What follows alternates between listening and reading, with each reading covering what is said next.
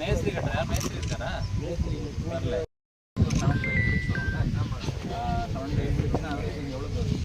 Saturday வச்சுக்கோங்க. Standard price எவ்வளோ வரும்? ஆமாம் சார்.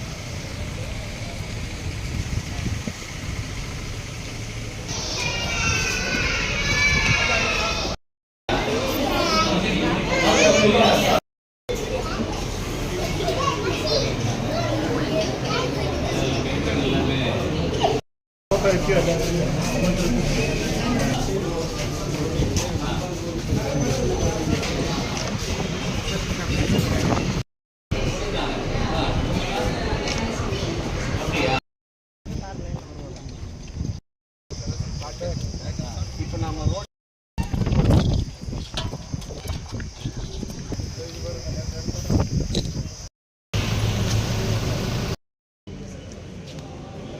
என்ன ஆகுதா?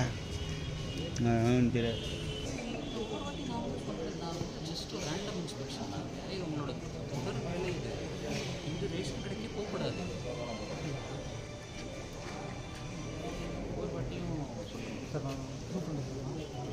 நீங்கள் சூப்பர் ஹெண்டா ஒரு வேலை இல்லையா? சிரிக்கக்கூடாது. சொல்லிட்டு வந்தாலே 1000 ஓட்டு. என்ன பண்ணலாம்? யார் இது? அவன் அங்கே எப்போ அரைச்சான்னு தெரியாது. நம்ம கண்ணாடி மட்டும்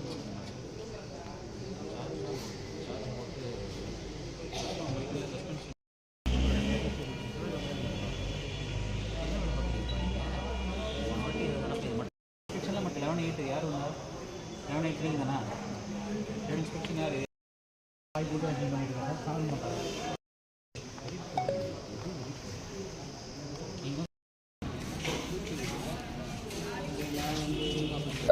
இன்று இப்பொழுது இங்கு புழல் ஏரியில் இருக்கக்கூடிய அந்த வெள்ள தடுப்பு பணிகள், குறிப்பாக இந்த கரையை பலப்படுத்தும் பணிகள் நடைபெற்று வருகின்றன. இவற்றை ஆய்வு செய்து இதற்கு பிறகு பள்ளிக்கூடத்திற்கு சென்ற ஆய்வு, அதுபோல ஒரு மாலையில் காவல் நிலையம், ஆதிதிராவிடர் நல விடுதி, மாணவர் விடுதி போன்று இன்று இரவு பொன்னேரி வட்டத்தில் தங்கிவிட்டு அடுத்த நாள் காலை அங்கு மீஞ்சூர் பேரூராட்சியில் இருக்கக்கூடிய திடக்கழிவு மேலாண்மை திட்டம், குடிநீர் வழங்கல் மற்றும் முதலமைச்சரின் காலை உணவு திட்டம் ஆகிய ஒரு 15-20 இடங்களில் நேரடி ஆய்வு செய்து அவற்றில் இருக்கக்கூடிய குறைகளை நாம் தொடர்ந்து குறை இருந்தால் அவற்றை சரி செய்வதற்கு உரிய அறிவுரைகளை வழங்கி இந்த திட்டம் சிறப்பாக செயல்படுத்தப்பட்டு வருகிறது.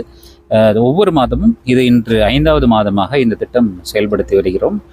கடந்த காலங்களில் ஏற்கனவே ஆர்கேபேட்டை, திருத்தணி உள்ளிட்ட 4 வட்டங்களில், இந்த திருவள்ளூர் உள்ளிட்ட வட்டங்களில் ஏற்கனவே இந்த திட்டத்தின் மூலம் நாங்கள் ஆய்வுப் பணிகளை மேற்கொண்டுள்ளோம். இது 5வது வட்டமாக இன்று பொன்னேரி வட்டத்தில் ஆய்வு மேற்கொண்டு வருகிறோம். நன்றி.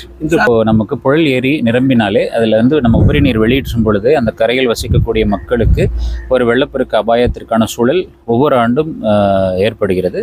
அதை நம்ம உபரி நீர் அதிக அளவில் வெளியிடாமல் இருக்கிறதுக்கு ஏற்கனவே நம்ம சில முயற்சிகளை மேற்கொள்கிறோம். அதாவது கண்ட்ரோல் டிஸ்சார்ஜ், அதாவது நம்ம முழுவதுமாக ஏரி நிரம்பு வரைக்கும் நம்ம காத்திருக்காமல் ஒரு அளவுக்கு ஒரு கட்டத்தை எட்டினோனையே நம்ம கொஞ்சம் கொஞ்சமாக ஏரியிலிருந்து நீரை வெளியேற்றக்கூடிய திட்டத்தை நாம் கடந்த சில ஆண்டுகளாகவே நாம் செயல்படுத்தி வருகிறோம்.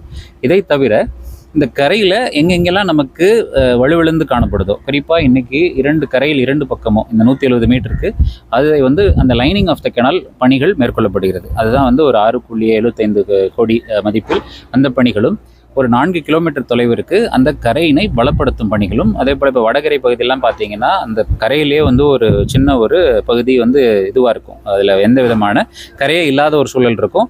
ஏன்னா ஊரில் தண்ணி தேங்கினாலும் அது உரையாடுவாங்க. ஸோ இப்போ அதை சரி செய்யும் பொருட்கள் அதில் ஒரு ஷட்டர் மாதிரி வச்சு, ஒரு ஸ்லூயிஸ் கேட் வச்சு நீரை சரியாக வெளியேற்றுவதற்கும் அதை நெறிமுறைப்படுத்துவதற்குமான திட்டங்களும் செயல்படுத்தியிருக்கோம். இந்த முறை அதற்கான தாக்கம் எந்த ஊர்லையுமே அங்கே அருகில் அந்த வழியில் இருக்கக்கூடிய குடியிருப்புகளில் நீர் வந்து புகாத வண்ணம் பாதிப்பு குறைவாக இருக்கும் வண்ணம் இந்த பணிகள் கண்டிப்பாக கை கொடுக்கும் என்று நம்புகிறோம். அளவுக்கு அதாவது நம்ம மேனுவலாக, அதாவது ஒரு இதுவாக பார்க்கக்கூடிய திட்டம் வந்து எப்பயுமே இருக்கும். நீங்கள் பார்த்தீங்கன்னா ஸ்கேல் இருக்கும், அளவுகோலில் நமக்கு எவ்வளோ இருக்கும்.